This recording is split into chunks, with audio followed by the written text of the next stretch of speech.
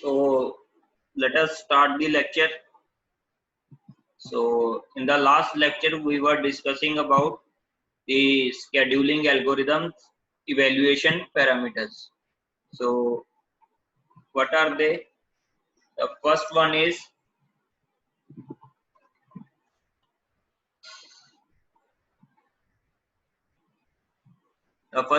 CPU utilization.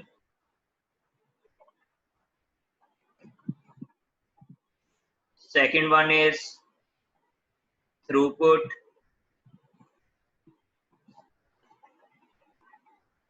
Third one is waiting time. Fourth one is turnaround time.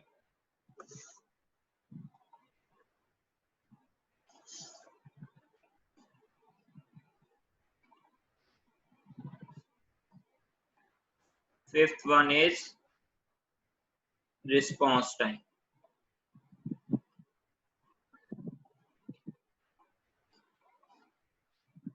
Now we will discuss each of these evaluation parameters one by one. तो जिसको ये यहाँ पर समझ में नहीं लगेगा, हम इसको न्यूमेरिकल्स के थ्रू डिस्कस करेंगे.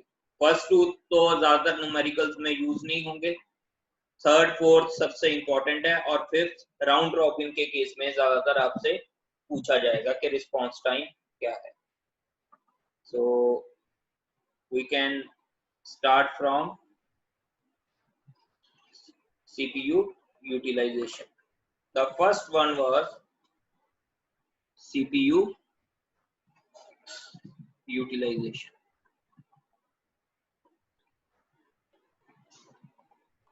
मान लो कोई प्रोसेस है, आपके पास यहाँ पर CPU है, यहाँ पर मल्टीपल प्रोसेसेस रेडी क्यू में है. ठीक है, तो वो प्रोसेसेस से यहाँ पर रेडी क्यू में से प्रोसेसिंग के लिए जाएगी.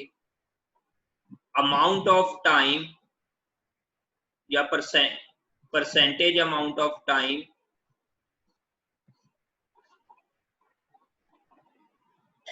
जो आपका CPU विल वर्क. मान लो आपके पास 10 सेकेंड्स हैं सिस्टम्स के, और उनमें से 9 सेकेंड्स आपका CPU वर्क कर रहा है, और फ्रॉम 4 to 5 CPU आइडल था. यहाँ पर CPU आइडल था, तो CPU यूटिलाइजेशन कितनी होगी इस केस में, कितने टाइम वो काम कर रहा था, 9 divide by 10 into 100, that means CPU utilization will be 90%. हाँ जी, CPU यूटिलाइजेशन में किसी को कोई प्रॉब्लम हो, any problem in CPU utilization? Clear है ये CPU यूटिलाइजेशन?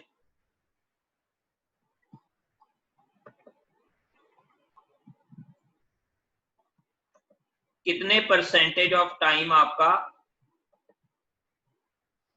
प्रोसेसर वर्किंग में रहेगा, तो उसको हम कैसे निकाल सकते हैं कि कितनी देर आपका यहाँ पर 0 से 10 सेकंड्स था, तो आपका लेकिन आइडल कितना रहा, 4 से 5, मतलब 1 सेकंड्स के लिए वो आइडल रहा। तो अगर मैं पूछूं कि परसेंटेज ऑफ टाइम कि आपका CPU आइडल स्टेट में रहा, that will be 10%, so remaining 90 will be CPU utilize होता रहा आपका। तो इसमें किसी को, ये काफी सिंपल टर्मिनोलॉजी है, तो इसमें किसी को डाउट हो और so I think this is clear. Now the second point, that is आपके पास है वो है throughput. Second point is throughput.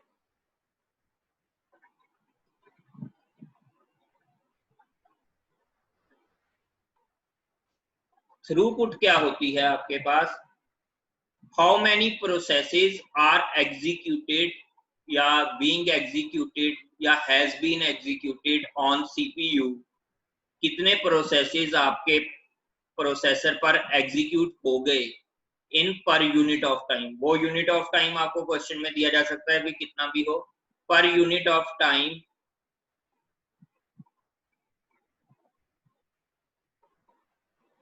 Processes executed पर यूनिट ऑफ टाइम, हम उसको क्या बोलते हैं, थ्रूपुट।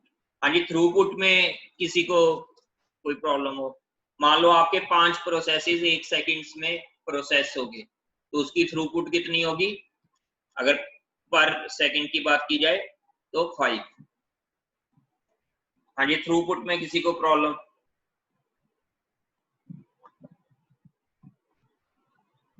तो थ्रूपुट क्या है, मान लो 1 सेकंड में आपके 5 प्रोसेसेस एग्जीक्यूट हो गए, तो अगर मैं पूछूं कि थ्रूपुट क्या है सिस्टम की पर सेकंड में, तो कितने होंगे, 5 प्रोसेसेस पर सेकंड। क्लियर? तो दैट विल बी थ्रूपुट। पर यूनिट ऑफ टाइम कितने प्रोसेसेस आपके एग्जीक्यूट हो रहे हैं, तो उसको क्या बोलते हैं, थ्रूपुट। तो I think that is clear कि पर यूनिट ऑफ टाइम आपके कितने प्रोसेस एग्जीक्यूट होगी। तो इस केस में कितने हो गए थे आपके, लेट अस सपोज जो हमने बोला था कि CPU पे मान लो 5 प्रोसेसेस 1 सेकंड में हो गए, तो पर सेकंड कितने प्रोसेसेस एग्जीक्यूट हो रहे हैं, 5। अगर मैं बोलूं कि क्वेश्चन मैंने दे दिया, लेट अस सपोज क्वेश्चन है इन a system 25 processes has been executed in 5 seconds. What is the throughput of this system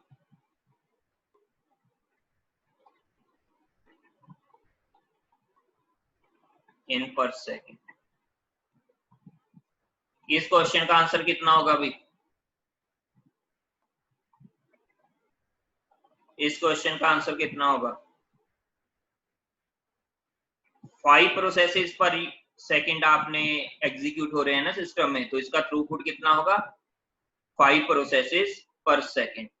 हाँ जी, ये क्लियर है? हाँ जी, इसमें किसी को डाउट हो तो 5 प्रोसेसेस पर सेकंड इसका आंसर होगा। तो ये काफी सिंपल था, लेकिन ये जो दोनों इवेल्युएशन पैरामीटर्स हैं न्यूमेरिकल में ज्यादातर आपसे पूछे नहीं जाते। तो आपसे ज्यादातर पूछे कौन से जाएंगे? Waiting time, turn around time and response time. पहले मैं इसको एक बार जस्ट बताऊंगा, अगर वहां पे समझ में आ गया तो ठीक है, वरना हम न्यूमेरिकल्स के थ्रू ही इनको समझेंगे। क्लियर? वरना हम न्यूमेरिकल्स के थ्रू ही इनको समझेंगे। तो वेटिंग टाइम क्या है कि कितना टाइम आपका प्रोसेस रेडी स्टेट में वेट करेगा, कितना टाइम आपका प्रोसेस रेडी स्टेट में वेट करेगा, उसको हम बोलेंगे waiting time. Turn around time क्या है आपका? प्रोसेस कितनी देर में, जैसी प्रोसेस रेडी क्यू में एंटर हुआ उसके बाद उसको पूरी एग्जीक्यूशन में कितना टाइम लगा, उसको हम बोलेंगे टर्न अराउंड टाइम। जैसी प्रोसेस सिस्टम में रेडी क्यू में एंटर हुआ और उसको एग्जीक्यूशन तक कितना टाइम लगा, उसको हम बोलेंगे turn around time. Response time क्या है कि पहली बार प्रोसेस को प्रोसेसर कितनी देर बाद मिला है। जैसी प्रोसेस कोई आपका रेडी क्यू में आया उसके बाद उसको प्रोसेसर मिलने में कितना टाइम लगा पहली बार, तो उसको हम बोलेंगे रिस्पॉन्स टाइम। ज्यादातर रिस्पॉन्स टाइम आपको कैलकुलेट राउंड रॉबिन एल्गोरिदम के केस में बोला जाएगा। क्लियर? तो जिसको नहीं भी हुआ ये हम न्यूमेरिकल्स के थ्रू आगे करेंगे।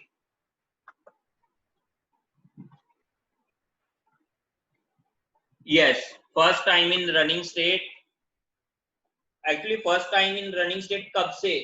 पहले तो प्रोसेस आपका रेडी क्यू में वेट कर रहा है, जैसे ही वो रनिंग स्टेट में आया तो उस रेडी से रनिंग स्टेट में कितना टाइम लगा, तो उसको बोलेंगे रिस्पॉन्स टाइम। ये अभी न्यूमेरिकल्स के थ्रू सभी टर्न अराउंड टाइम भी आपको दोबारा एक्सप्लेन कर दूंगा मैं, और वेटिंग टाइम भी एक्सप्लेन कर दूंगा।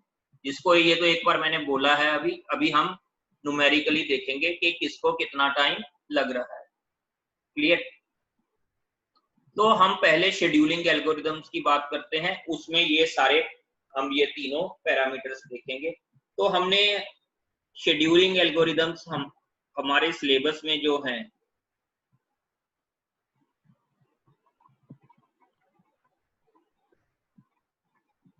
वो कौन कौन से हैं? फर्स्ट कम फर्स्ट सर्व, जो कि हम वैसे तो कर चुके हैं, ये हमेशा नॉन प्रिमिटिव होगा। Second one is shortest job first, इसको हम, ये प्रिमिटिव भी होता है, इसके दो वर्जन है, और नॉन प्रिमिटिव भी होता है।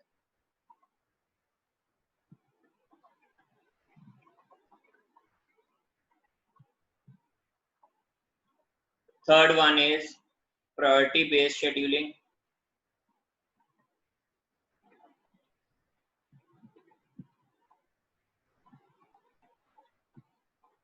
ये आपका प्रिमिटिव भी होगा और नॉन प्रिमिटिव भी, आप इसको देख सकते हो। Fourth one is round robin algorithm, ये आपका हमेशा प्रिमिटिव होता है।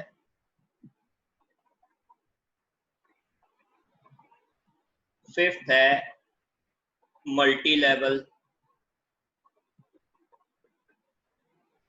क्यू, सिक्स्थ है मल्टी लेवल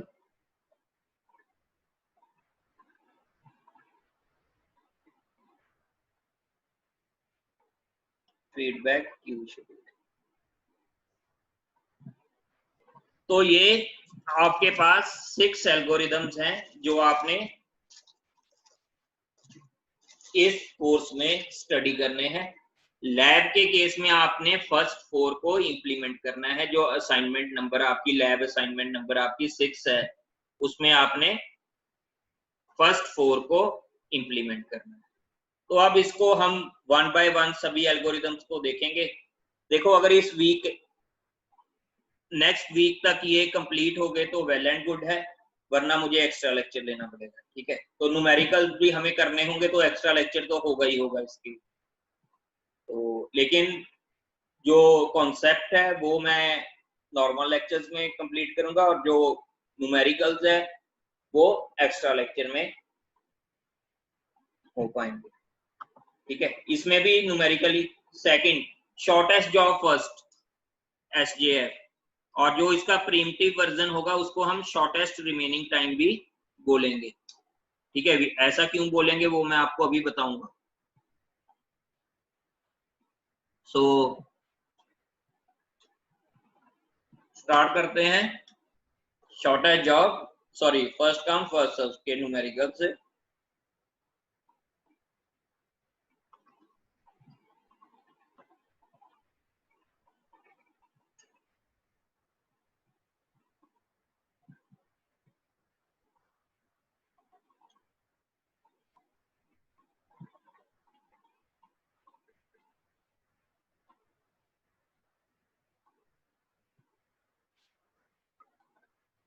वैसे हम इसको पहले भी डिस्कस कर चुके हैं, अगर याद होगा आपको, मल्टी प्रोग्रामिंग और मल्टीटास्किंग के टाइम हमने डिस्कस किया, लेकिन वहां पर हमने और इसके वैल्यूएशन पैरामीटर्स डिस्कस नहीं किए।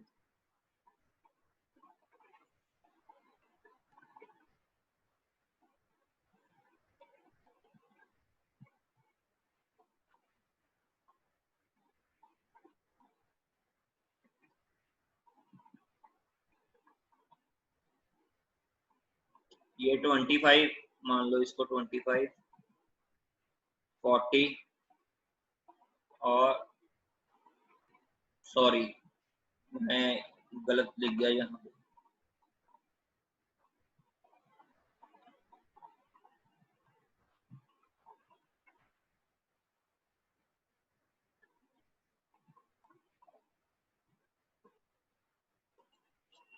ठीक है।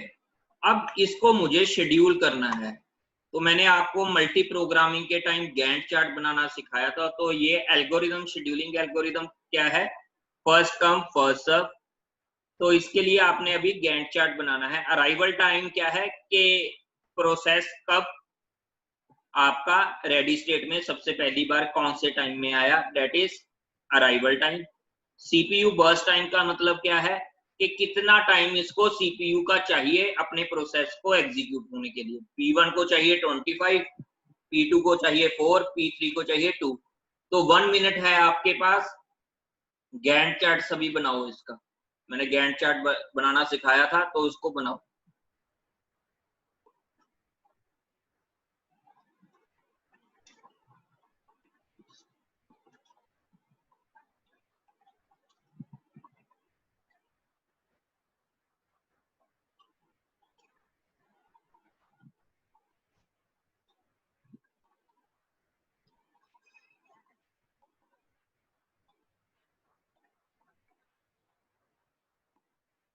तो सबसे पे आपका मान लो सिस्टम 0 से स्टार्ट हुआ, तो 0 पे आपके पास एक ही प्रोसेस आया था P1।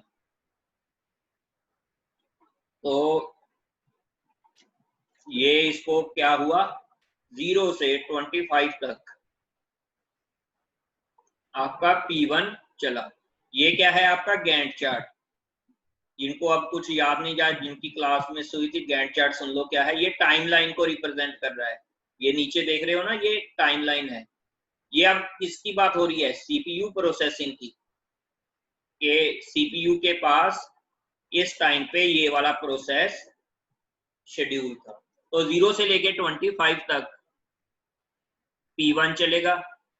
नेक्स्ट, क्योंकि ये एल्गोरिदम क्या है, first come first serve, next process कौन सा आया रेडी क्यू में, P2 4 एट टाइम यूनिट 4। तो इसका सीपीयू बर्स्ट टाइम कितना है, 4।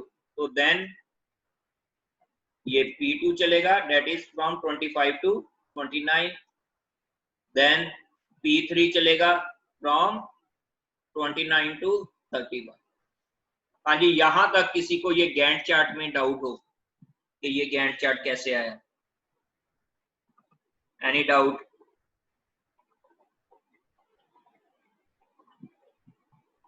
सो आई थिंक नो डाउट। तो अब हम इसका सॉल्यूशन देखते हैं कि ये आगे सॉल्व कैसे होगा। इसके कॉरस्पॉन्डिंग हमने सबसे पहले निकालना है वेटिंग टाइम, फिर टर्न अराउंड टाइम, फिर रिस्पॉन्स टाइम।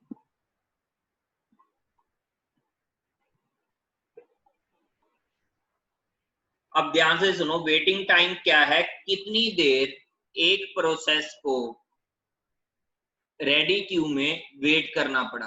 हाँ जी, P1 को कितनी देर वेट करना पड़ा, 0 पे आया और 0 पे ही प्रोसेसर मिल गया, that means it's waiting time is 0।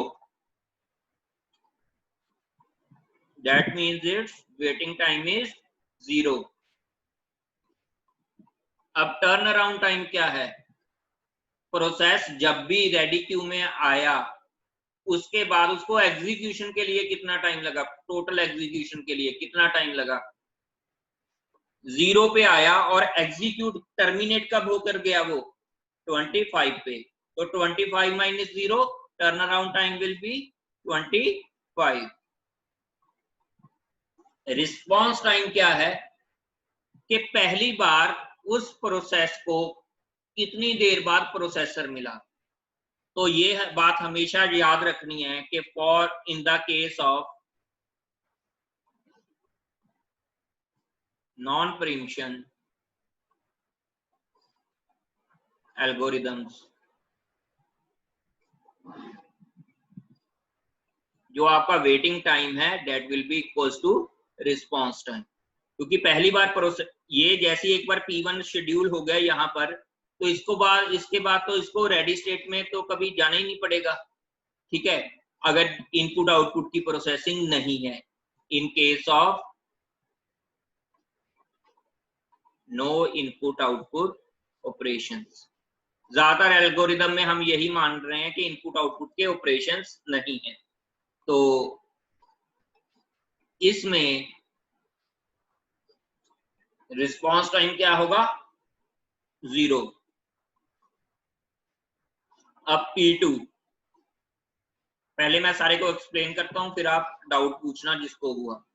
P2 के लिए वेटिंग टाइम क्या है, अराइव हुआ रेडी क्यू में कब 4 पे, प्रोसेसर कब मिला 25 पे, तो वेटिंग टाइम कितना देर ये वेट करता रहा 21 यूनिट्स ऑफ टाइम।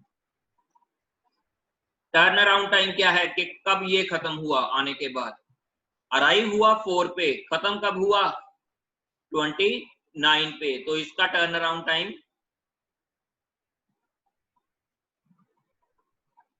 क्लियर।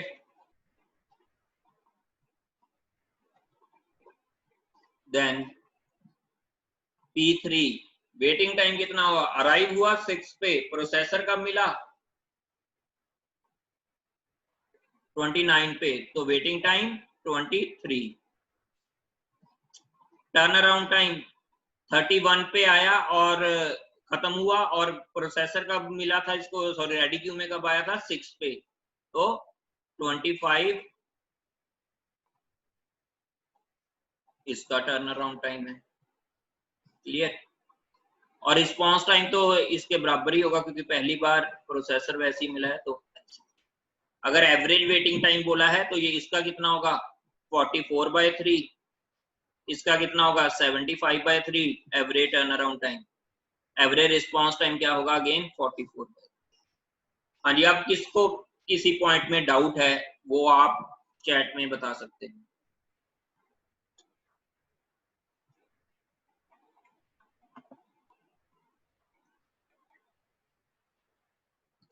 ये फ्रैक्शन वाले क्या है कि जहां पे आपको पूछा जाए average turn around time of the system, तो क्या करोगे आप, P1 का टर्न अराउंड टाइम, P2 का turn around time, then P3 का turn around time divide by 3।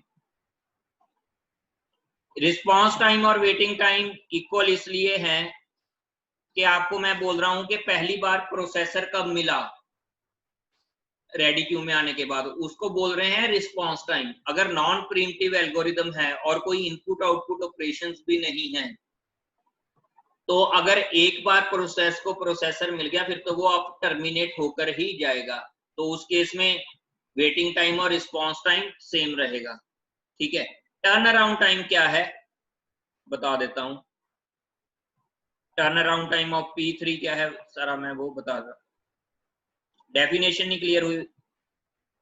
देखो यहां पे टर्न अराउंड टाइम की डेफिनेशन दोबारा से सुनो क्या है कि प्रोसेस जब भी रेडी क्यू में आया, रेडी क्यू में आने का प्रोसेस कौन डिसाइड कर रहा है, अराइवल टाइम। जब भी प्रोसेस रेडी क्यू में आया और जब तक वो टर्मिनेट नहीं हुआ उस टाइम पीरियड को हम क्या बोलते हैं, टर्न अराउंड टाइम।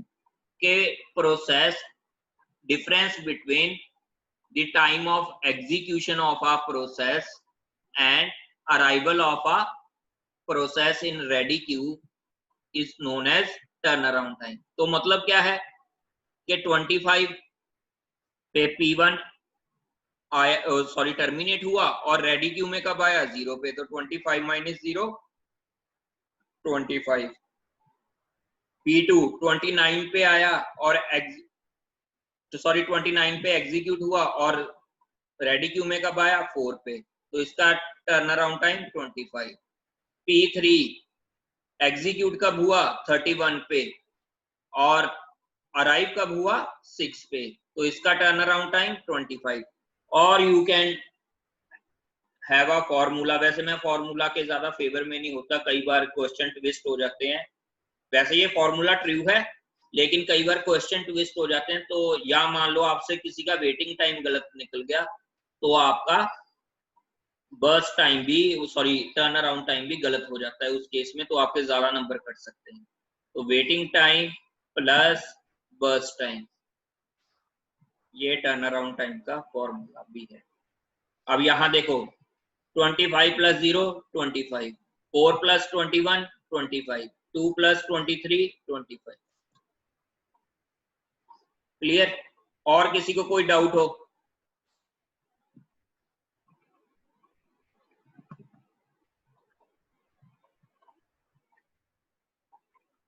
अगर कैलकुलेशन सही करोगे तो सही मिलेगा ही आपको, लेकिन कई बार क्या होता है कि क्वेश्चन में थोड़ा सा ट्विस्ट डाल दिया। क्वेश्चन तो ज्यादातर नॉर्मल केसेस में तो ये सही रहेगा, लेकिन अगर बाई चांस किसी ने आपसे गेट का क्वेश्चन ऐसा आ गया कि इनपुट आउटपुट का भी उसने साथ में डाल दिया कुछ, तो टर्न अराउंड टाइम क्या है कि रेडी क्यू में आने के बाद टर्मिनेशन टाइम तक उसको कितना टाइम लगा उसको हम टर्न अराउंड टाइम बोलते हैं। ठीक है, नहीं हर केस में सेम क्यों आएगा, ये तो बाई चांस से एग्जांपल ऐसी दी गई जिसमें सेम है। आगे हम देखेंगे बहुत सारे न्यूमेरिकल्स करेंगे, तो जैसे जैसे हम आगे बढ़ेंगे तो आपको पता चलता जाएगा कि ये फैक्टर्स ऐसे क्यों हैं या इनका मीनिंग क्या है। चलो मैं ये एज्यूम करके चलता हूं कि आपको 25% तो ये तीनों पैरामीटर्स समझ। एक्सेप्शन का एग्जांपल,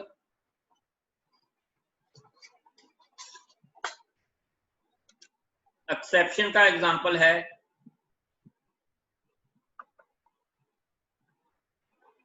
मैं यहां पर, वैसे वो इतना मुश्किल पूछा नहीं जाता फिर भी मैं बता देता हूं कि मान लो आपका कोई प्रोसेस, जैसे आपको वो नहीं आया था एक मैंने पहले 20% वो इनपुट आउटपुट के लिए गया, फिर 70% वो सीपीयू बर्स्ट के लिए गया, एक न्यूमेरिकल करवाया था, फिर 10% वो इनपुट आउटपुट के लिए। अब जब वो इनपुट आउटपुट के लिए जा रहा है प्रोसेस, तो क्या वो रेडी क्यू में होगा? नहीं, तो वो टाइम भी आपको या तो फिर उसको वेटिंग टाइम में ऐड करो, ठीक है, फिर आपका आंसर सही आएगा, वरना waiting time plus turn around time उस केस में आपका क्या आएगा, अगर इसको आप इनपुट आउटपुट वाले को वेटिंग टाइम में ऐड नहीं कर रहे। ठीक है, या तो आप वेटिंग टाइम ये मान लो कि जब भी प्रोसेस आपका प्रोसेस नहीं हो रहा वो उसका वेटिंग टाइम है, तो आपका ये फॉर्मूला हमेशा सही रहेगा। ठीक है, अगर इनपुट आउटपुट का ऐसा केस आ गया तो उसमें इसको यहाँ पर वो कौन सी स्टेट में रहेगा? क्या वो रेडी स्टेट में होगा? नहीं, वो किस स्टेट में होगा? Waiting state. ठीक है, लेकिन इसमें आपका ज्यादा कॉम्प्लिकेट हो रहा है। तो वैसे तो आप जो waiting state plus ready state का टाइम है उसको भी आप वेटिंग टाइम बोल सकते हो। ठीक है, लेकिन ऐसी एग्जांपल मैं बाद में, अभी अगर इसको 7 बाय 7 करोगे तो कंफ्यूज होगे।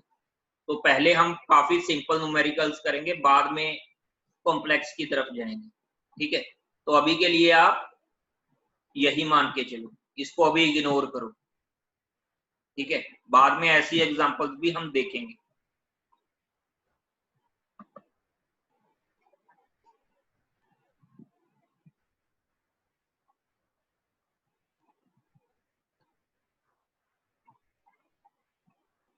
हाँ, ये कर सकते हो।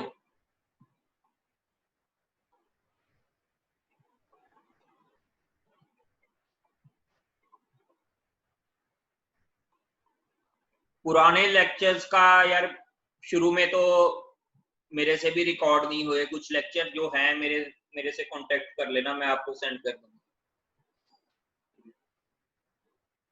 तो अभी हम सेकंड हमारे जो पास है केस एल्गोरिदम, दैट इज, पहले सच इसमें हम कॉनवे इफेक्ट को देख लें। So what is Conway effect? मान लो आप हाईवे पे जा रहे हो, तो आपको एक मिलिट्री का कॉनवे मिला, उनके ट्रक्स जा रहे हैं, तो आपकी गाड़ी पीछे है इनके, तो आपको भी क्या करना पड़ेगा? अपनी स्पीड स्लो करके इनके पीछे पीछे जाना पड़ेगा जब तक आपको ये रास्ता नहीं देंगे, जो ज्यादातर आपको मिलता नहीं अगर इनका काफी ब्रॉडर होते हैं ट्रक्स। तो क्या होगा? आपको भी अपनी स्पीड स्लो करनी पड़ती है। तो अब ये कॉन्वे इफेक्ट का फर्स्ट कम फर्स्ट सर्व से क्या लेना देना, अभी सुनो इसको। यहां पर अगर P2 प्रोसेस या P3 प्रोसेस पहले एग्जीक्यूट होता, P2 प्रोसेस या P3 प्रोसेस पहले अगर एग्जीक्यूट, तो ये तो पहले से ही एग्जीक्यूट होकर चले जाते, तो total waiting time of your system will be less. तो total waiting time of your system will be less. तो इसका मतलब क्या है कि जैसी अगर एक प्रोसेस ऐसा है जिसकी बर्स्ट टाइम ज्यादा है और वो पहले एग्जीक्यूट हो रहा है, तो बाकी प्रोसेस जिनकी बर्स्ट टाइम कम है वो बेचारे वेट करते रहेंगे रेडी क्यू में। तो इसके लिए आपके पास आपको देखना पड़ेगा। ठीक है, तो ये तो फर्स्ट कम फर्स्ट सर्व का एक ड्रॉबैक रहा। तो फर्स्ट कम फर्स्ट सर्व के इस ड्रॉबैक को दूर करने के लिए हमारे पास जो नेक्स्ट एल्गोरिदम है, that is called shortest job first.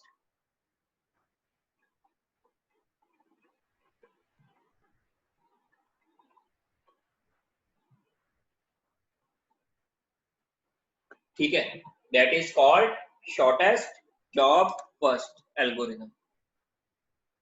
Clear? अब इस शॉर्टेस्ट जॉब फर्स्ट एल्गोरिदम को हमने ट्राई करना है। तो अब इस शॉर्टेस्ट जॉब फर्स्ट एल्गोरिदम को की एक एग्जांपल देखते हैं। इसमें क्या होगा कि जिस प्रोसेस का सीपीयू बर्स्ट टाइम सबसे कम होगा वो सबसे पहले शेड्यूल होगा। क्लियर? पहले हम इसकी सिंपल एग्जांपल करते हैं, फिर बाद में थोड़ी थोड़ी कॉम्प्लेक्स। पहले हम सिर्फ नॉन प्रीम्प्टिव का केस देखेंगे। नॉन प्रीम्प्टिव मींस जिसको एक बार प्रोसेसर मिल गया उसको आप फोर्सफुली छीन नहीं सकता ऑपरेटिंग सिस्टम। तो इसकी एग्जांपल हम देखते हैं।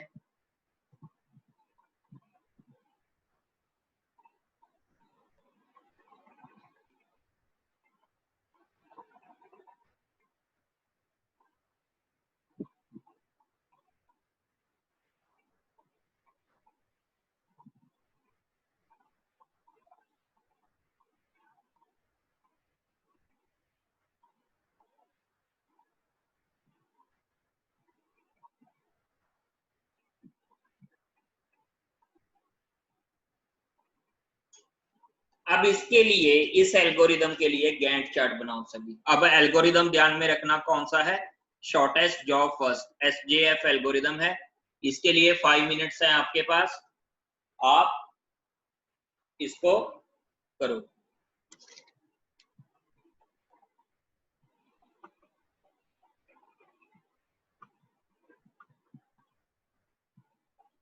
ये इसका ड्रॉबैक है भाई, यहाँ क्वांटम टाइम की तो रिक्वायरमेंट नहीं है क्योंकि ये शॉर्टेज जॉब फर्स्ट है, ठीक है। ये तो इसका ड्रॉबैक है। जो अभी आपने पूछा ना हमें पहले से बर्स्ट टाइम कैसे पता होगा, ये मैंने अभी एक्सप्लेन करना था कि ये एल्गोरिदम इसीलिए फेमस नहीं हुआ कि हमें प्रेडिक्शन करनी मुश्किल होती है पहले से कि बर्स्ट टाइम कितना होगा।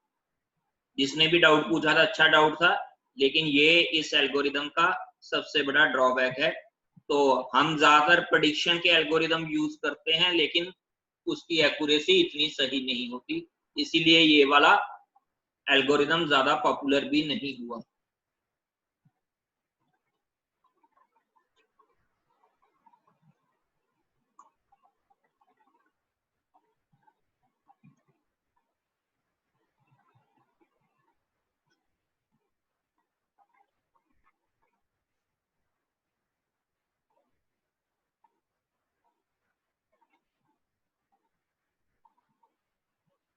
तो इसको अभी हम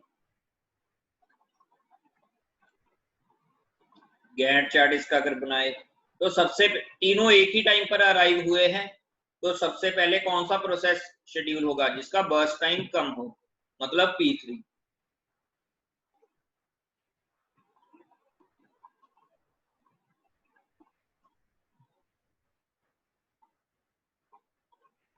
सॉरी P3, फिर P2 3 से 7 तक, देन P1 फ्रॉम 7 to 35। तो इस केस में अगर आप चेक करोगे तो जो इसका वेटिंग टाइम है वो काफी कम मिलेगा आपको as compare to first come first सर्व।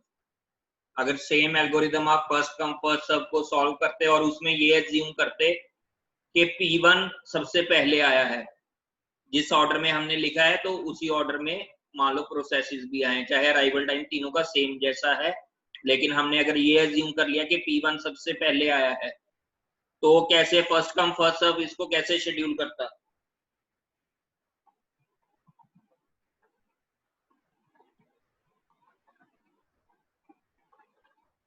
0 से लेके P1 के कहां तक, 28 तक, 28 से 32 P2 और 35 P3।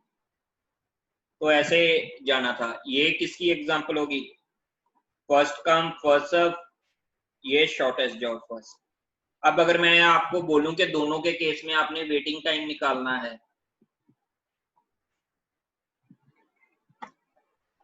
तो वेटिंग टाइम आप कैसे निकाल पाओगे, waiting time shortest job first, waiting time आपका, ये मैं लिख रहा हूं first come first serve. Shortest job first में P1 के लिए वेटिंग टाइम कितना है, 0 पे आया और प्रोसेसर इसको मिल रहा है 7 पे, तो 7 इसका वेटिंग टाइम है। फर्स्ट कम फर्स्ट सर्व में इसका वेटिंग टाइम कितना है, 0। क्लियर। P2 के लिए 0 पे आया और प्रोसेसर मिला 3 पे, तो ये वेटिंग टाइम 3 है, और यहां पर इसका वेटिंग टाइम कितना है, 28। P3 यहां पर 0 है वेटिंग टाइम, और यहां पर कितना है, 32। तो अगर एवरेज वेटिंग टाइम करोगे इसका तो 10/3 आएगा, इसका 60/3 आएगा, तो जो कि बहुत बड़ा डिफरेंस है। तो शॉर्टेस्ट जॉब फर्स्ट जिसने भी ये लेकर आए तो उसमें वेटिंग टाइम काफी कम हो जाता था, लेकिन हम पहले से प्रेडिक्ट कैसे करें ये इसका बहुत बड़ा डिसएडवांटेज था। तो इस केस में आपने अगर टर्न अराउंड टाइम कैलकुलेट करना है, हाँ जी किसी को डाउट है तो पूछ लो, अभी टाइम कम रह गया है। Any doubts?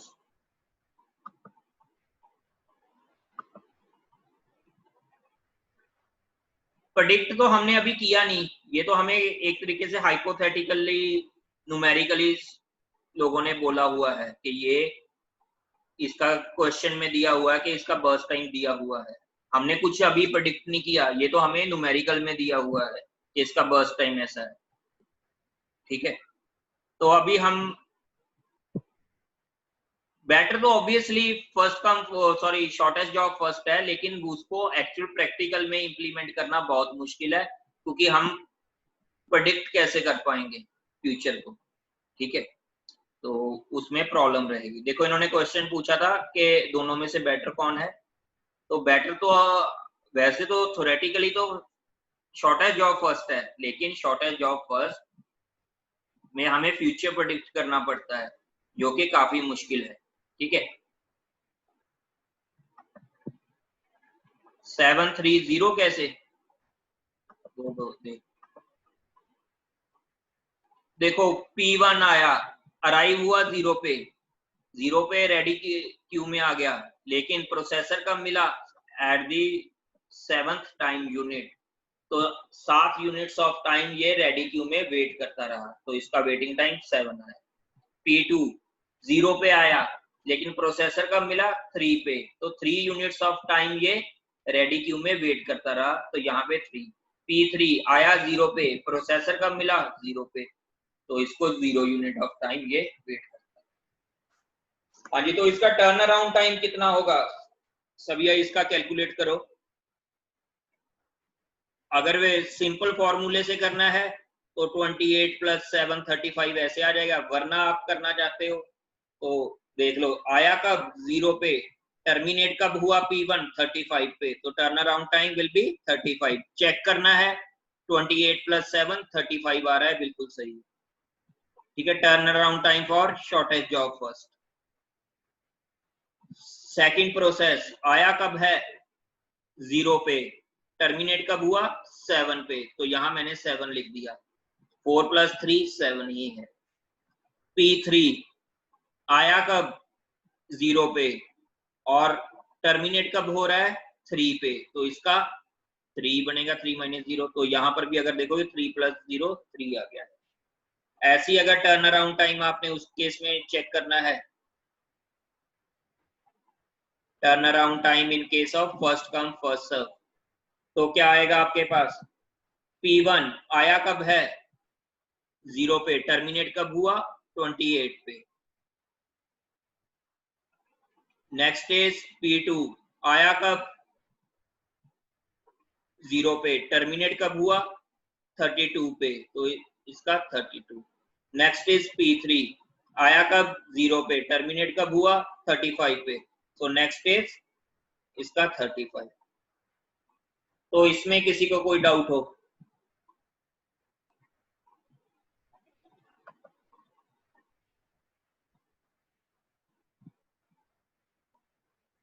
Yes, anybody has doubt? तो यहीं से हम नेक्स्ट लेक्चर में करेंगे। तो अगर किसी को, वैसे मैं ये प्रेफर करूंगा कि आप इसके लिए कोई 2 घंटे का एक्स्ट्रा लेक्चर रख लो, ताकि सारे कॉन्सेप्ट्स उसमें एक बार में ही कवर हो जाएंगे। अगर रख सकते हो, आपकी मर्जी है, वो आप अपने सीआर को बता देना, वरना नेक्स्ट वीकेंड तो एक्स्ट्रा लेक्चर होगा ही होगा, उसमें कॉन्सेप्ट नहीं बताए जाएंगे, उसमें प्रैक्टिस होगी। ठीक है, तो आपकी मर्जी है उसको कैसे देखना है आपने, वरना ऐसे करते हैं नेक्स्ट 3 लेक्चर्स में कॉन्सेप्ट बता देते हैं, फिर अगले वीकेंड हम कर लेते हैं। ठीक है, चलो ठीक है, फिर आप कार्तिक मुझे बता देना, ठीक है, जैसे भी करना होगा। अभी के लिए चलो रहने देते हैं, इस वीकेंड, नेक्स्ट वीकेंड रख लेंगे। ठीक है, ओके।